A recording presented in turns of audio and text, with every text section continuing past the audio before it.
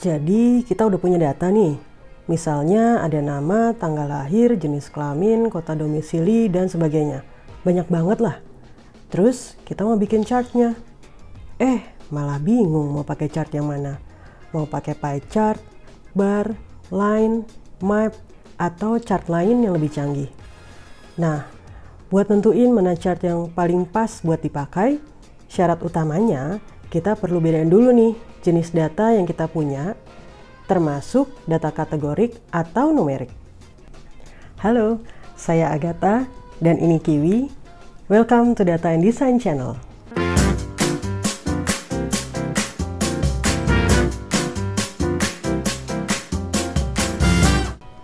Ketika kita udah punya data dan mau bikin grafik, kadang godaan terbesarnya nih, langsung bikin aja grafiknya dari data yang kita punya. Apalagi kalau udah kepepet. Iya apa iya yo. Terus pas udah dibikin grafiknya, kok kayaknya ada yang nggak pas ya. Kita terus bingung cari penyebabnya, di mana yang salah. Nah, di sini nih pentingnya banget kita tentuin dulu jenis datanya dari tiap variabel yang kita mau bikin grafiknya, supaya nanti kita bisa pilih grafik yang paling pas. Kita pakai contoh ya, supaya lebih kebayang. Ceritanya nih, kita bikin survei kepuasan pelanggan buat sebuah kafe di daerah Jakarta Pusat. Sebut saja namanya Cafe Mawar. Bentar, kok nggak kreatif banget ya namanya? Ya udahlah, nggak apa-apa buat contoh ini. Jadi Cafe Mawar ini baru dibuka di akhir 2020. Dari 2021 sampai 2023, mereka rutin bikin survei kepuasan pelanggan. Nggak semuanya pasti pelanggannya, tapi hanya di sampling. Orang-orang yang jadi responden ini diminta untuk mengisi online form. Di online form ini ada beberapa informasi yang kita minta mereka untuk ngisi. Yang pertama, gender. Bisa pilih antara laki-laki, perempuan, atau nggak mau disebutin. Lalu usia. Di usia ini tinggal langsung ngisi aja angkanya, usianya saat itu berapa. Lalu domisili.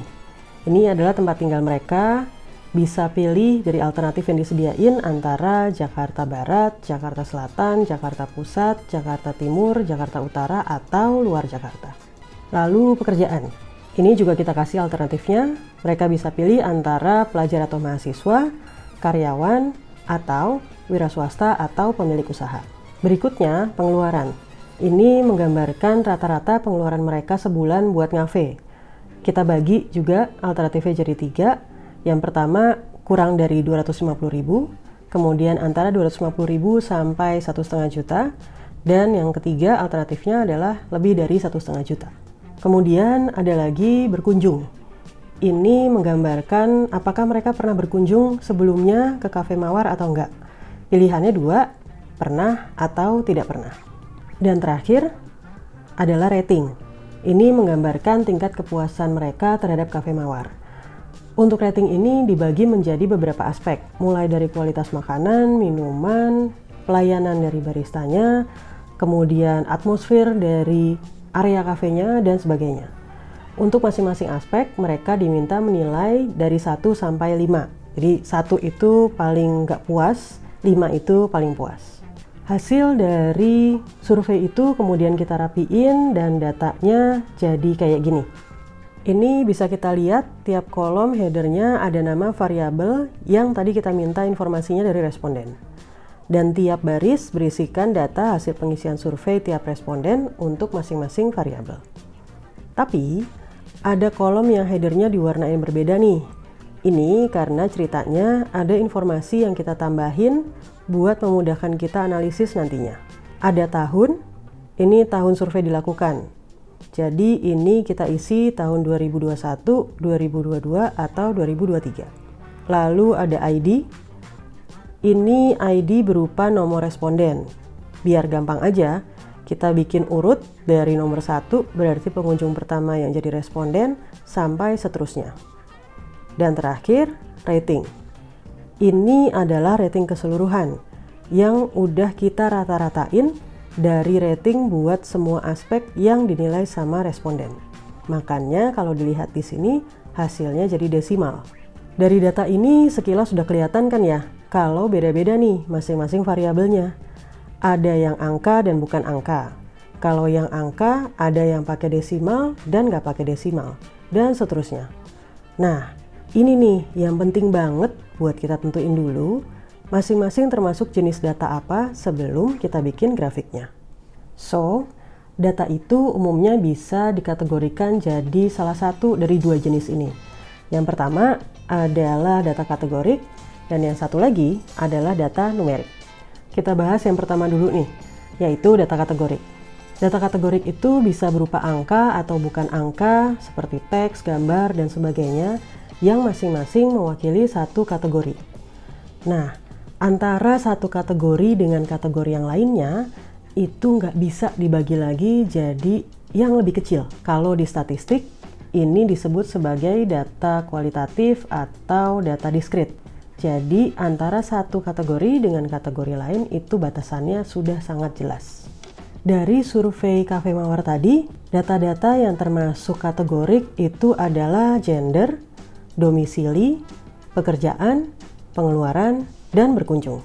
Tapi kenapa ya yang 5 ini termasuk data kategorik? Domisili nih misalnya, alternatifnya ya hanya 6 ini. Nggak ada tuh kota antara Jakarta Timur dan Selatan. Nggak ada kan yang namanya Jakarta Tenggara. Walaupun misalnya ada responden yang tinggalnya di Kampung Melayu misalnya. Walaupun tinggal sepelemparan anu dari Tebet, tapi tetap aja Kampung Melayu itu ya masuknya adalah Jakarta Timur, bukan Jakarta Selatan. Atau yang lebih jelas lagi nih, variabel berkunjung. Pilihannya kan cuma 2, antara pernah atau nggak pernah. Walaupun cuma sekali berkunjungnya, tetap aja akan dianggap sudah pernah. Oke, kita masuk jenis data yang kedua, yaitu data numerik. Kalau data numerik itu pasti bentuknya angka yang menggambarkan suatu kualitas tertentu. Kalau di data numerik, antara satu angka dan angka lain yang sebelahan atau urutan itu bisa dibagi jadi angka yang lebih kecil.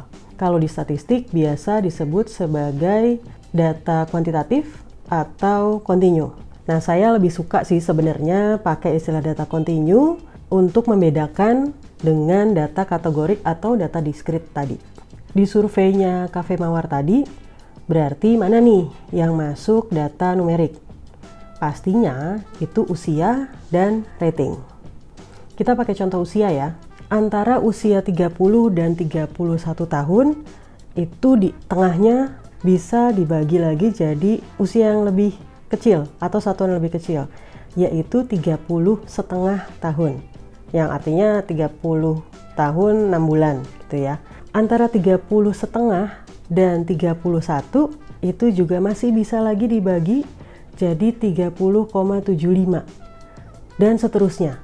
Jadi antara angka-angka yang sebelahan ketika diurutkan itu masih bisa dibagi lagi jadi angka yang lebih kecil atau satuan yang lebih kecil. Itulah kenapa tadi saya bilang saya lebih suka sebenarnya pakai istilah data kontinu, karena menggambarkan bahwa antara satu angka dengan angka lain itu sifatnya berurutan atau berkelanjutan gitu ya, dan bisa dibagi jadi angka-angka yang lebih kecil sampai tidak terhingga. Ini yang membedakan jelas dengan data diskrit atau data kategorik. Gimana? Mulai kebayang ya bedanya? Nah, sekarang kita masuk bagian yang lebih menarik nih. Tadi kan kalau dilihat di datanya ada variabel-variabel yang headernya dikasih warna beda nih, yaitu ada tahun, lalu ID, dan rating. Pertanyaannya, yang 3 ini termasuk data apa sih jenisnya? Ingat prinsip dasarnya ya. Kalau datanya itu bukan angka, bisa dipastikan bahwa itu datanya adalah kategorik. Tapi kalau angka bisa masuk kategorik, bisa juga masuk numerik. Nah, terus gimana bedainnya dong? Salah satu cara yang bisa dilakukan adalah kita coba aja hitung rata-ratanya atau average istilahnya. Misalnya nih, kita pakai variabel ID. Dari seluruh data variabel ini, kita hitung rata-ratanya atau average-nya. Kita dapat hasilnya adalah 5.000,5. Pirtinyi ini, apa artinya 5.000,5? Variabel ID tadi kita bikin buat nandain pengunjung yang jadi responden survei. Ada responden ke 5.000 dan ada responden ke 5.001. Terus responden ke 5.000,5 itu emang ada? Kan nggak masuk akal dong. Lalu variabel tahun. Sama nih, kita coba hitung average-nya juga. Hasilnya 2022,6044. Apa artinya? Angka 0,6044 ini kan dalam satuan tahun ya, karena depannya 2022. Ini bisa kita terjemahkan satuannya jadi sekian bulan, hari, bahkan sampai jam, menit, detik juga. Angka 0,6044 itu ada artinya, walaupun di datanya sendiri kita hanya tulis tahunnya aja.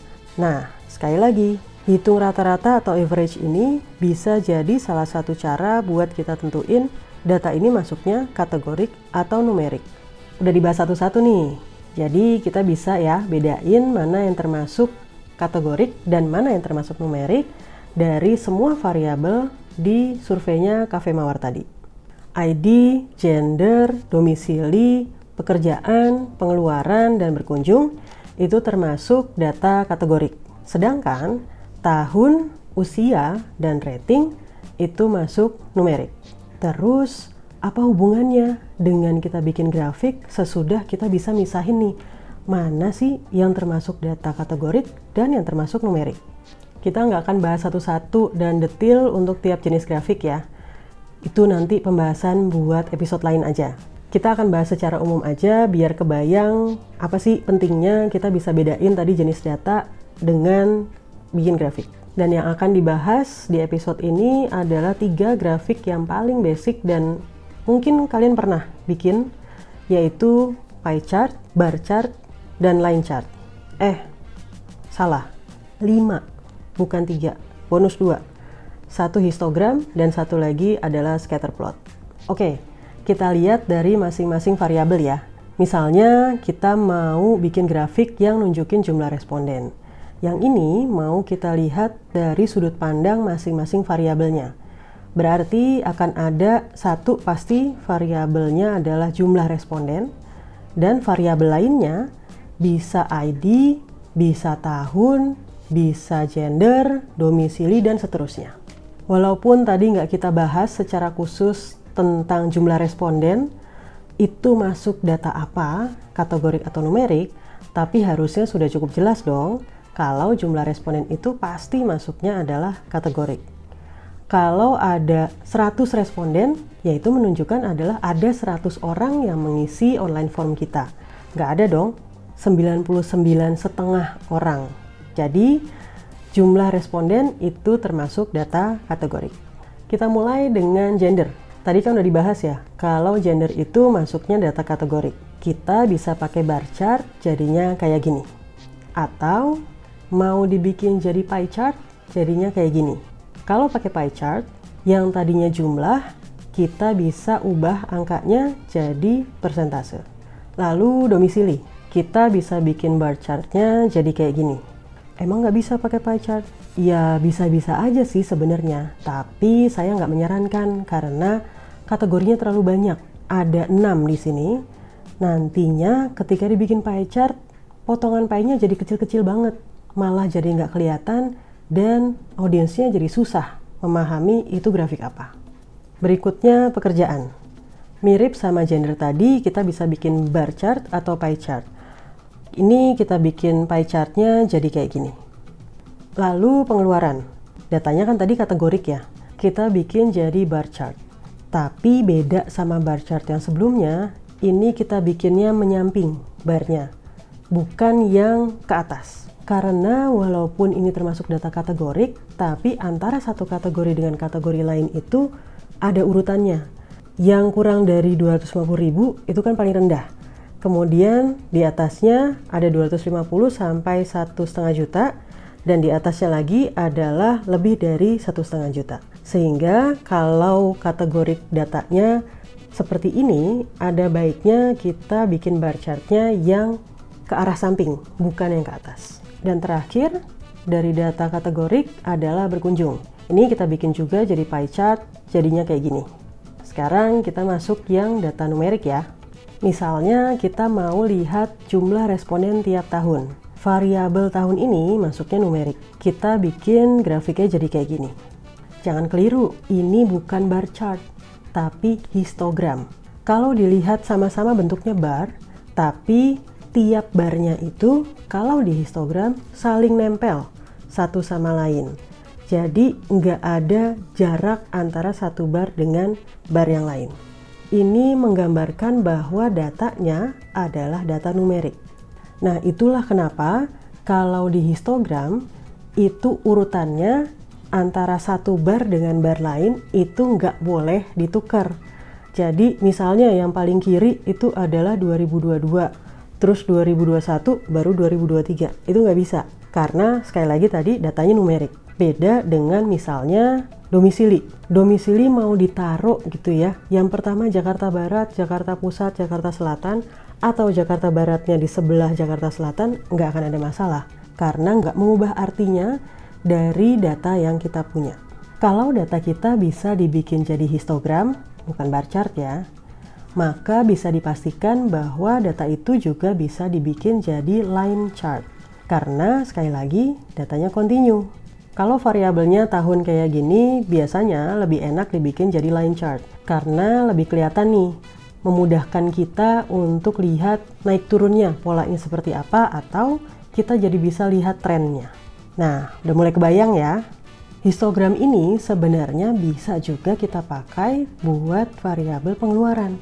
Walaupun tadi di online formnya kita sediain alternatif jawabannya, tapi kalau kita lihat lagi datanya sebenar-benarnya itu adalah masuknya data numerik. Sehingga kalau kita ubah jadi histogram, bentuknya akan jadi seperti ini.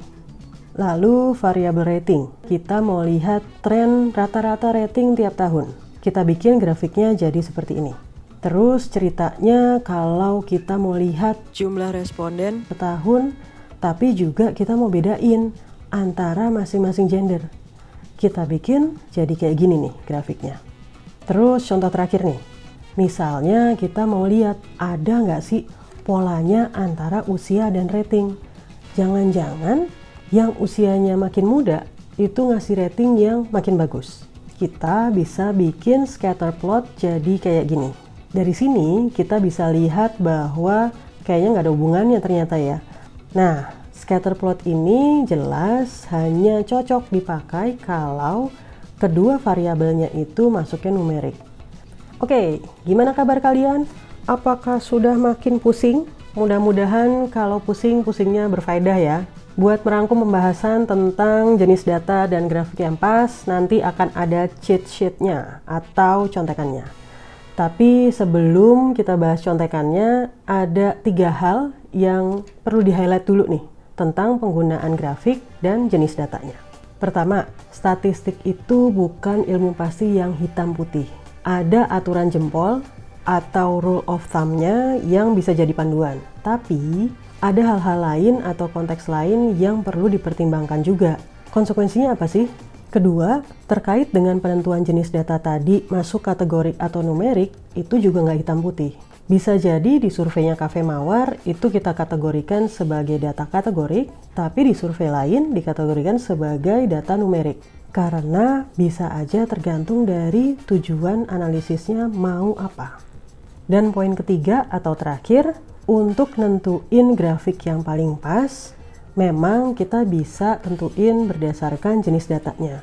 Tapi itu nggak satu-satunya, karena ada hal lain yang juga perlu dipertimbangkan, seperti tujuan analisisnya, message apa yang mau disampaikan, dan beberapa konteks lain yang bisa jadi pertimbangan. Kalau udah clear dengan 3 poin barusan, baru kita bahas nih contekannya. Jika hanya mempertimbangkan jenis datanya itu masuk kategori atau numerik, ini ada cheat sheet untuk menentukan grafik apa yang pas buat dipakai. Di sini kita bagi jadi kombinasi datanya. Kalau kedua variabelnya sama-sama kategorik, misalnya kayak tadi jumlah responden dan gender. Lalu kalau salah satunya kategorik dan satunya adalah numerik, dan yang ketiga kalau dua-duanya sama-sama numerik. Terus di jenis grafiknya ada pie chart, bar chart, histogram, line chart, dan scatter plot. Kalau variabelnya sama-sama kategorik, grafik yang pas buat dipakai biasanya adalah pie chart dan bar chart. Kalau ada yang kategorik dan ada yang numerik, bisa pakai histogram atau line chart. Histogram dan line chart ini juga pas dipakai buat yang datanya sama-sama numerik. Plus, kalau ada kebutuhan mau lihat ada nggak sih hubungannya antara kedua variabel yang numerik tadi, bisa juga kita pakai scatter plot. Kenapa? Pengen nyobain bikin grafiknya juga? Oh tenang, kalian bisa cobain bikin grafik dari data surveinya Cafe Mawar tadi. Kalian bisa download filenya, linknya ada di deskripsi di bawah ya. Filenya ini dalam format Microsoft Excel. Di file ini ada worksheet data yang bisa kalian pakai buat nyobain bikin grafik. Lalu ada juga worksheet pivot yang isinya adalah pivot table dari data-datanya. Pivot table ini yang jadi acuan buat bikin sebagian besar grafik. Dan pastinya ada worksheet grafik yang isinya adalah contoh-contoh grafik yang udah jadi. Silakan dipakai buat coba-cobain ya. And that's it. Mudah-mudahan jadi lebih jelas ya buat kalian bedain antara data kategorik dan numerik dan gimana mengaplikasikannya dalam pembuatan grafik. Kalau kalian udah cobain bikin grafik dari datanya Cafe Mawar, boleh banget loh ceritain pengalaman kalian atau kalau ada pertanyaan, tulis aja di kolom komentar ya. Atau kalau kalian pakai data kalian sendiri, boleh banget. Selamat tahun baru guys, sampai jumpa di episode-episode berikutnya ya. Bye!